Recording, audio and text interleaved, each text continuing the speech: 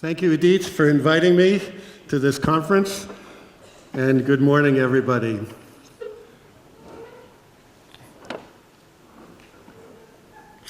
You know, I think I don't have to tell you that there are several parts of the customer experience. There's the design of the product, there's fabrication or service, if not a product, the delivery, the promises that have been made in marketing the product, and finally, the handling of customer complaints and inquiry. I know most of you are involved in the last aspect of this,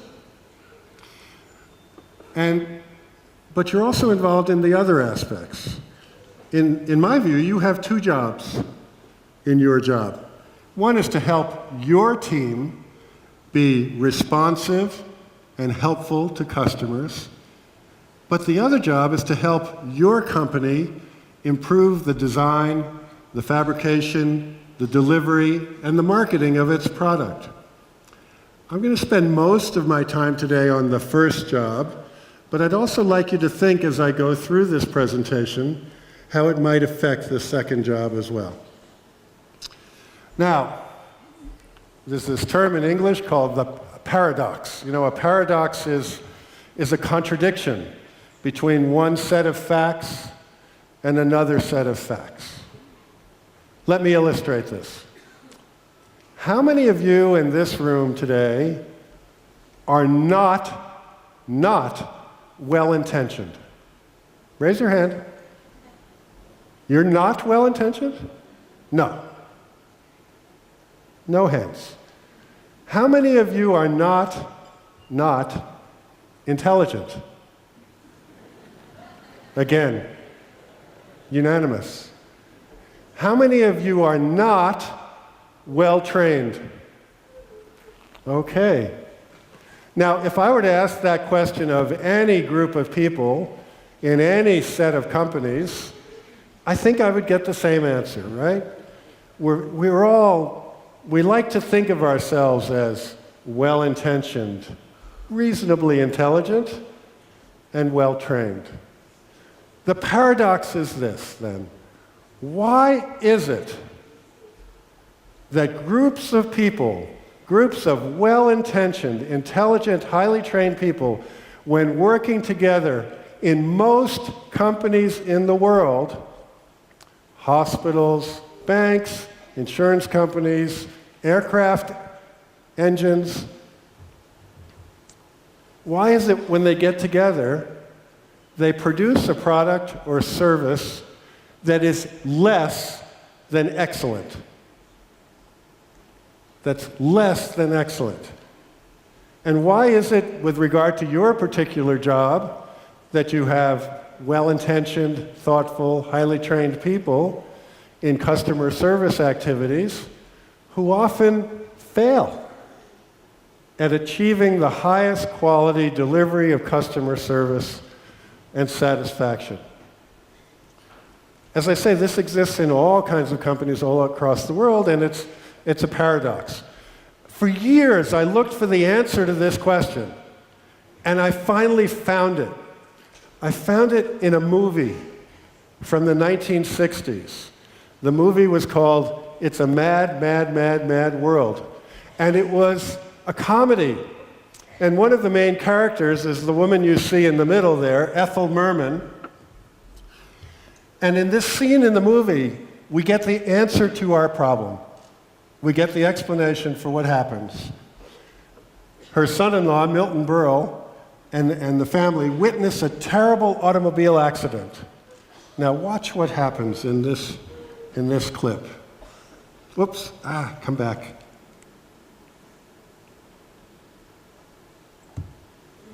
Well? Oh, it was a terrible thing, terrible thing. Oh, Russell, I feel sick. Oh, take it easy, honey. These things happen, you know. Now, what kind of an attitude is that? These things happen. They only happen because the whole country is just full of people who, when these things happen, they just say, these things happen, and that's why they happen. Let's try not to get upset. You can't hear it? I'm going to read it for you. I'll read it for you while we fix this. He says it was a terrible thing, but these things happen. And Ethel Merman says, now what kind of attitude is that? These things happen. They only happen because this whole country is just full of people who, when these things happen, they just say, these things happen. And that's why they happen. We got to have control of what happens to us. How do we say it in Hebrew? You know, right? Something goes wrong, kach hazeh. Something else goes wrong, kach hazeh. Now, we don't say this because we don't care. We say this because life is complicated, because we're busy doing our jobs. We have all these tasks to do, and because we've built silos in our organizations. There's an Australian cartoonist named Lunig who has depicted the world, society, here. People get together, they see a problem, they organize the work, they organize their organization, and lo and behold, where do they find themselves at the end? In a box. We put ourselves in boxes all the time. What I want to talk to you today is, how do we get out of that box? And I don't mean get out of it necessarily in terms of being spectacularly innovative, although that's good. I want to talk about how we get out of it to be excellent at what we do. I have a friend named Amitav Ziv who works at Sheba Medical Center. He runs the training program, a medical simulation program. And Amitai likes to point out that in general, people like to think that they are doing better than they actually are. Okay? And he gave me the example, he was a fighter pilot here in Israel, he gave me the example of years ago, the pilots would come back from their missions and they would debrief. And being Israeli fighter pilots, the commander would say, how did you do? I did great. I made this maneuver, I was terrific. And he would turn to the next one. How did you do? I was great, right? But then they did an interesting thing. They put instruments on the airplanes so they could measure what was going on. And it turns out their actual performance was not as good as they thought it was. They would get debriefed. How did you do? Excellent. And the commander would say, but at 5 minutes into the mission, you did this roll that wasn't perfect. What happened? And all of a sudden, they were being held accountable. It's not that we're poorly intentioned or that we attempt to mislead other people. We just tend to think we're doing better than we actually are. In the case of the Air Force, the Israeli Air Force, once actual data was collected, the debrief went from stories to real analysis. They spent an hour debriefing for every 45 minutes of flying. It was intense, but it was positive, self-critique, and they learned from each other. Now, I need to explain this slide to you because it's a little complicated. But the issue is this. How good do you want to be? How good do you want to be? How good do you want your people to be? How good do you want your company to be? Is average good enough? Is 60th percentile good enough? I met a young man from England, from the United Kingdom, who was working for a hospital. He came to me one day and he said, Paul, I just got our board of directors to vote to set a target of being in the top 25th percentile of all British hospitals in terms of quality and safety. I said to him, do you play soccer? Do you play football? Yes, he said. I said, do you have a favorite team? He said, yes, Arsenal. I said, well, how would you feel if the general manager of Arsenal said that my goal for our team is to be in the top 25th percentile in the English Premier League? He said, I wouldn't feel very good about that. I said, what do you want them to be? He said, the best. There is no virtue in benchmarking yourself to a substandard norm. Do not measure yourself against the average. Do not measure yourself against the 25th percentile. Your job, your company's job, to survive in a highly competitive world with a lot of customers who are demanding good service, good products, is to be the best. Don't settle for anything other than the best. How do we get there? My friend and old colleague at MIT, Donald Schoen, said, we want to become a learning organization. What's a learning organization? A learning organization is one that's capable of bringing about its own transformation. Sure, we all face pressures from the outside world and so on, but as a Zen master might say, change must come from within. You have to figure out how to, your organization will learn over time to get better and better. Now, how do we do that? That's what I'm here to talk about. How do we do that? And of course, this is where we talk about soccer. But to do this, I have to be properly dressed. And how many of you play soccer or football? A few. How many of you have seen it? Okay? Can I explain the game to you? So the game, it takes place on a field, on a rectangle. And there are two teams. And there's a goal at either end. And the object of the game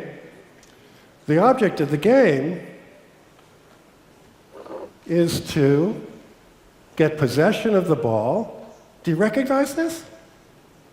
Do you recognize this? And I don't hear any applause for your team. Come on.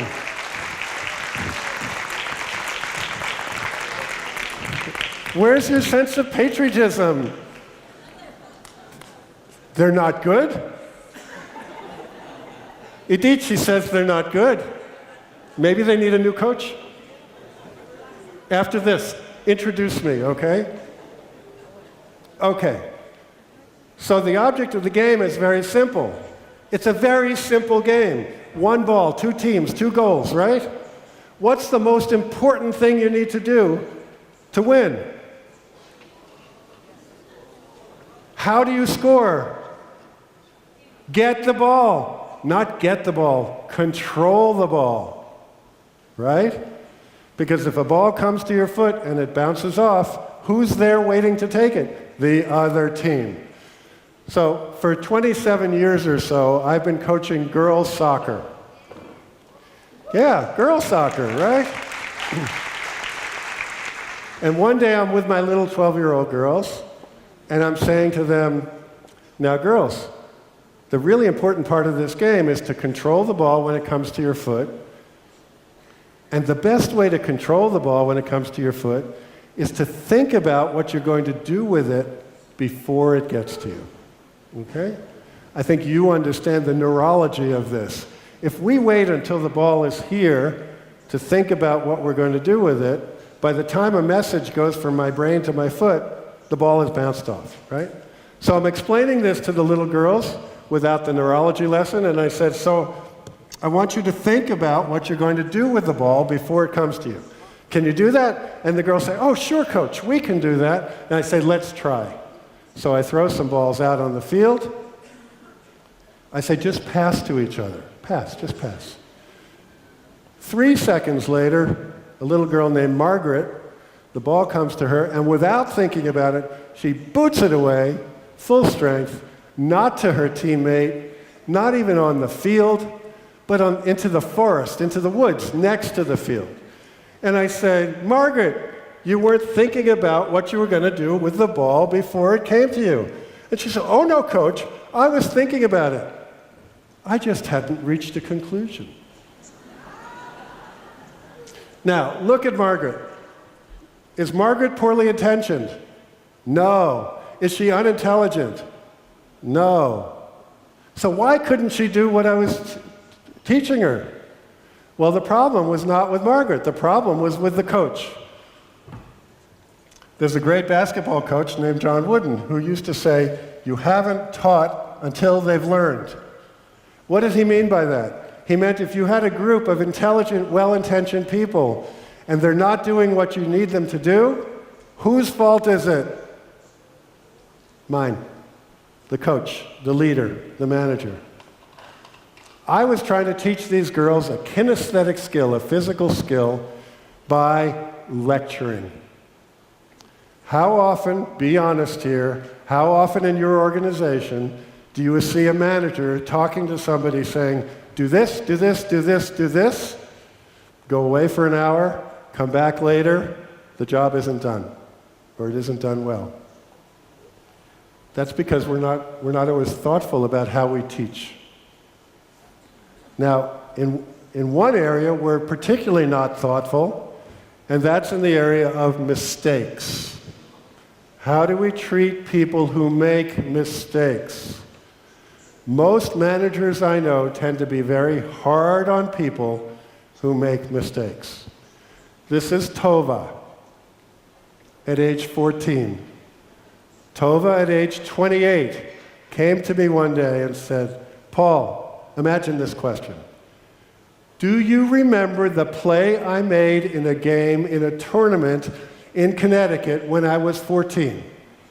It's 14 years later, right? And I say, of course I remember, Tova. You were playing defense. You were the sweeper, the last player back. You made a great defensive play. The other team got possession of the ball. They took a shot at our goal. The goalie parried the ball out into the field, but they got possession again, and they took another shot at the goal.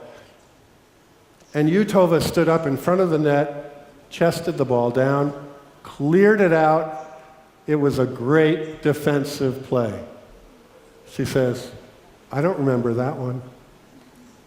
I don't remember that play. And I said, which play do you remember?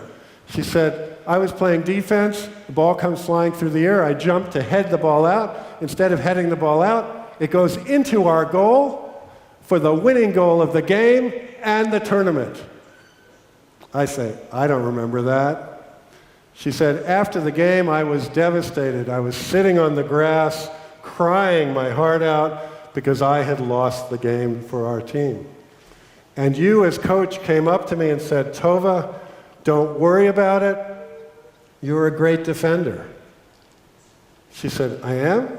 I said, yes, only the best defenders go out after every ball with energy and intent and excitement and try to get possession.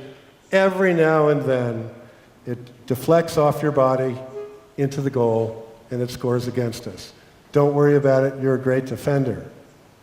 She brushed herself off, walked away, head up high, smiling, saying to herself, I'm a great defender.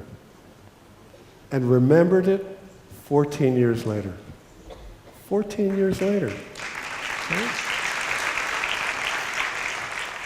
So what's the lesson here? Lesson number one. You never know when a kind word from you to someone who's made a mistake will make a difference in their lives. The second lesson is Tova learned from the experience, and her teammates learned from the experience. We want to look for opportunities to learn. I need to tell you a story from the hospital world. Hospitals are dangerous places. I was CEO of Beth Israel Hospital in Boston for 9 years. In my hospital one day, a woman who was in the operating theater for orthopedic surgery woke up, looked at her foot, and said to her surgeon, why is the bandage on my right leg instead of my left leg? Right. There's a technical term for this in medicine. Where are my friends from Klalit? Where are they? Where's the Klalit group? They left? Okay. Well, Klalit was here too. Maccabi. What do we call this in medicine? Here's Maccabi. Yay. What do we call this in medicine? Not good. Right? That's the technical term. We do not want to operate on the wrong side of a patient. What happened here? Well, there were a number of things that happened. I'm just going to tell you part of the story, and then we're going to move on. Part number one is before every surgery takes place, there's supposed to be a timeout where everybody in the operating theater says, do we have the correct patient? Do we know what surgery we're doing? Do we know which side of the body? And then you start. In this case, that didn't happen. Why? Did the surgeon want to operate on the wrong side? I doubt it. In fact, he was devastated. What happened was that this was a complicated procedure. He had studied and studied and studied to get it right. Why? Because he's well-intentioned, highly intelligent, and highly trained. He was focused on the task at hand, doing the surgery well. He forgot to do the timeout. What about the anesthesiologist, the anesthetist who puts the patient to sleep? She's a senior doctor. Why didn't she say something? Because in her previous case, she had almost made a mistake. She had almost administered the wrong medication to a patient with what would have been fatal consequences. She would have killed that patient. But she corrected it at the last moment. What was she thinking about? Walking into this operating theater? Not this case. She was thinking about the last case. And then there's the nurse, whose job it is to document that the timeout has taken place. Well, the nurse had left the room briefly to get something, and when he came back, he saw that the procedure had started, so he assumed that the timeout had taken place, so he checked the checklist. He ticked the checklist. Because that's what we have checklists for, right? We tick them. Well, no, we have them to make sure we do the thing, but he assumed. Around this time, the chairman of my board of trustees of our hospital said, "What are you going to do to punish this doctor?" I said, "Nothing. He's already received more punishment than I could ever offer. Besides, if we punish people who make mistakes that could have happened to anybody else, we drive reporting underground. We don't hear about mistakes.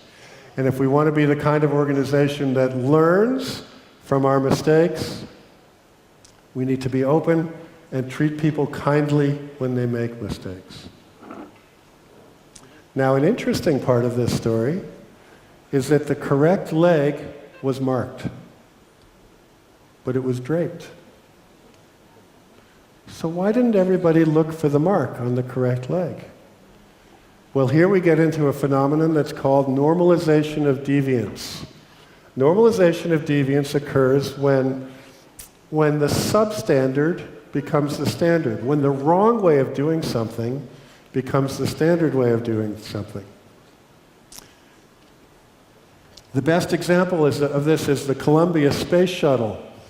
The first time it took off, the NASA engineers noticed that there was some foam breaking off from the booster rocket that wasn't supposed to happen. Pieces of foam. And they said to themselves, "That's not supposed to happen." Well, it doesn't seem to be doing any harm. The next takeoff. Oh, look, there's that foam again. It's breaking off from the booster rocket. The next time it took off, the foam, which is traveling 200 kilometers an hour, has the momentum of a cinder block, of a piece of concrete. It hit some of the ceramic tiles on the wing of the Columbia, cracked those tiles, and when the space shuttle was landing, it burned up. Normalization of deviance is when the substandard becomes the standard. Think about your own places where things start to get just a little bit wrong, but everybody gets used to them. We need to correct those things. In this case of the surgery, in the pre-operative area for many months before the surgery, the indelible markers that are used to mark body parts were in short supply. So what did the well-intentioned, intelligent, thoughtful doctors start to use? Ballpoint pens to mark the body parts. Well, what happens when you mark a body part with a ballpoint pen and then put betadine on it to clean off the limb? It erases the mark.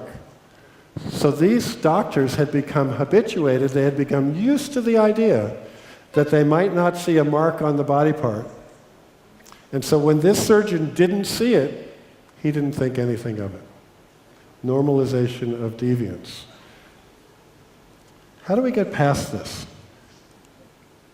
By the way, before I say how we get past this, what do your customers expect when something goes wrong with the product or service that you offer? I can tell you that our experience in the healthcare world is that they expect three things, and I think it's true for you also. They expect three things. One, sympathy. They want you to say to them, "I'm so sorry this happened to you." And they want you to mean it. It's not just a formula. It's, "I'm so sorry this happened to you." You want to think about that customer as though that customer is your mother, your father, your sister, your brother, your child. "I'm sorry this happened to you." Second thing they want, I'm using the word compensation here. They want some remedy. Maybe a replacement of that object. Maybe some discount in the future. I don't know what it is. You know better than I what your customers want. The third thing that your customers want, believe it or not, your customers are also well-intentioned, and what they want is they want you to demonstrate that your company will learn from their experience so that it will not happen to the next person. They want to trust you. They bought your product or service because they trusted you. They want to maintain that trust going forward. They need you to persuade them that your company learned from the experience. How do we do that? Final soccer story for today. The little girl in the middle is Brooke. Her name is Brooke. She was our Lionel Messi of our team. She could do anything with a soccer ball. She could dribble, she could shoot. She was a spectacular player. But she was also a good team player. And our team strategy was, you get a ball, you dribble a couple times, you pass to a teammate. Brooke did not hog the ball. She was a good team player. But one day, we were playing in a tournament, and the team we were playing against was not a very good team. So what did they do? They packed the defense. They put all their players in front of their goal to stop shots from coming through. And our girls were getting very frustrated because we'd go down the field, pass, pass, pass, pass, cross the ball in front of the net, shoot. It would bounce off. The other team would clear it out to the midfield. Back and forth, back and forth. We never scored. And at halftime, the score was 0-0. Now, this was a tournament, and we needed to win to proceed in the tournament. So at halftime, I called all the girls together, and in front of all of them, I said, "Brooke, you know, you're really good at dribbling the ball. Next time you get possession, would you please just walk it into the net?" She says, "What do you mean?" I said, "Well, you see all those other players from that team? Just go around them. And when you get close enough to the net, just tap it in." She looks at me and says, "Okay, coach." This is her chance, right? Sure enough, she gets possession of the ball. 3 minutes later, goes past 8 players, scores. What's the team reaction? High fives. Everybody's very excited that this has happened. What would happen if Brooke played that way all the time? They'd hate her, right? Because they wouldn't feel that she was part of the team. You all have people in your organization who are superstars, who are really, really good at what they do. My lesson here for this is the following.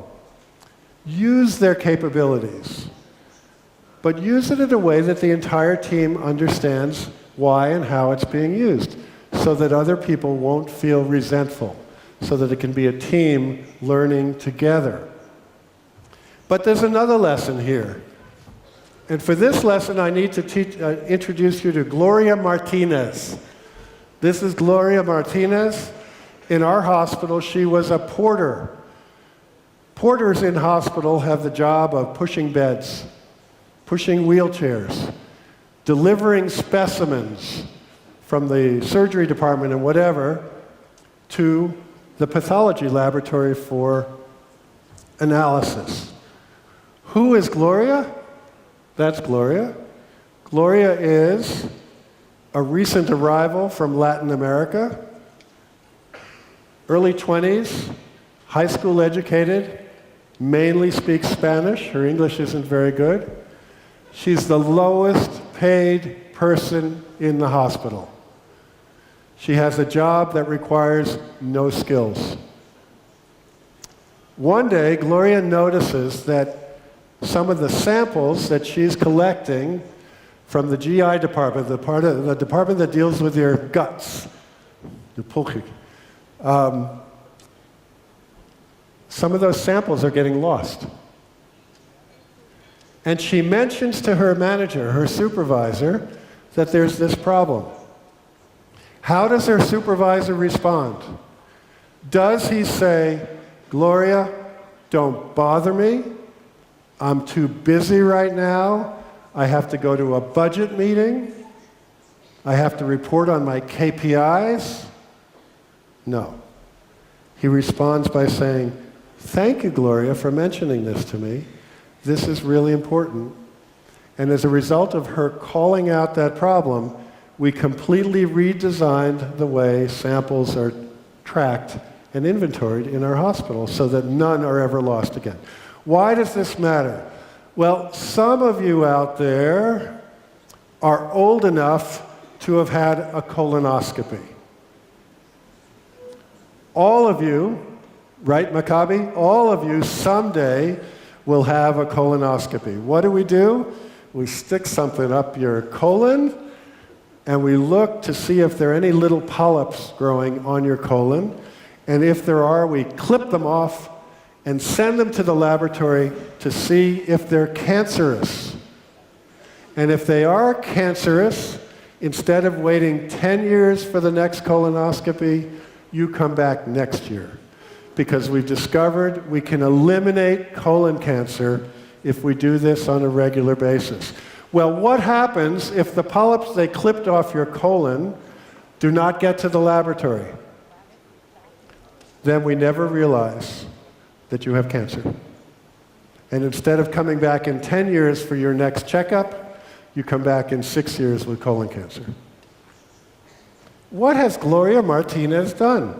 The lowest paid person in the hospital, Spanish speaking, high school educated. What has she done by calling out this problem? She has saved lives. And after all, what's the purpose of a hospital? So around this time, our board of directors created an award. The award had the name Caller Outer of the Month Award.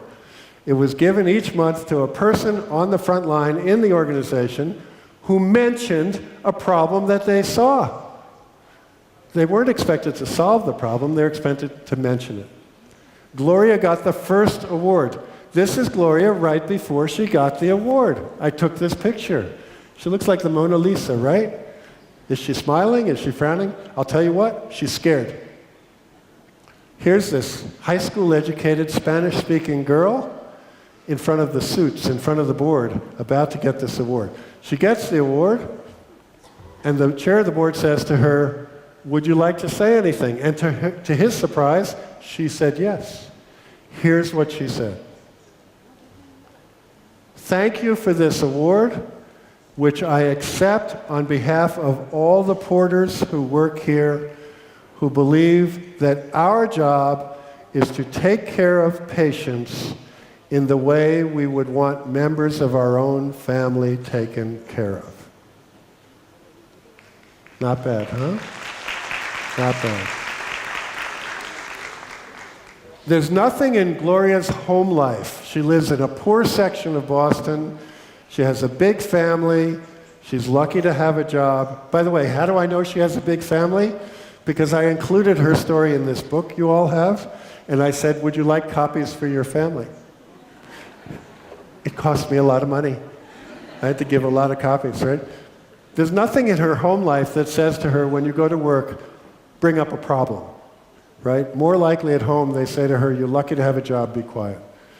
But it was at this moment that I realized that our hospital had become a learning organization where everybody felt invested, entitled, and encouraged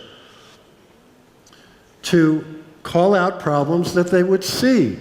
And more importantly for you, every manager felt that it was his or her job to respectfully respond to those call-outs and to act on them.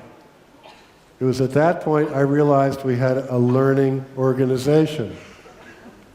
Summary.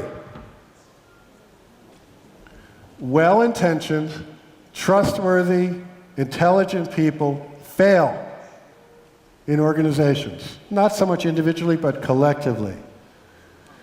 You, as leaders in those organizations, need to be coaches. Just like me with the little girls. There's no difference in coaching 12-year-old girls in soccer than in running any organization or any part of an organization, because it's all about how people learn and how we engage them in the process. If they haven't learned, you haven't taught them. It's not their fault if they haven't learned. Nobody comes to work every day saying, how can I fail today? Nobody comes to work every day saying, how can I fail today? If they're failing, you haven't taught. Your job is to help people learn from their mistakes. Remember Tova. Next time you see someone make a mistake, remember Tova. Think about how you will respond to that mistake. They will remember. They'll learn. Empower people to call out obstacles. And finally, this is a little hard to explain. Lead as though you have no authority. Of course you have authority, but your job is not to be the disciplinarian. You have a wonderful Navy unit here, Shayatet Schloss Esrei, right? Did I say that right? Pretty good? Close. They have a commander. They have a commander. Does the commander make all the decisions for the unit? No way. When they're out there underwater in the middle of the night trying to hijack a ship or do whatever they do, they all know what the mission is. But each person individually has a very important role, which is to take care of themselves and their job, but also to take care of everybody else and their job, right? Also, every single person in that unit has an absolute obligation that if they see something wrong, to mention it. Is it disrespectful to say to the commander of that unit, you know, Commander, I think we were trying to do it this way, but it didn't work very well? No, it's not disrespectful. It's what the commander needs to hear so that the team will do better the next time. You too have that. Does the commander give up any authority in that situation? No. Is he leading as though he has no authority? Yes. Because he's open to suggestions, to comments, and so on from his team. That's your job too. Be the coach. Are you ready? Bring it on.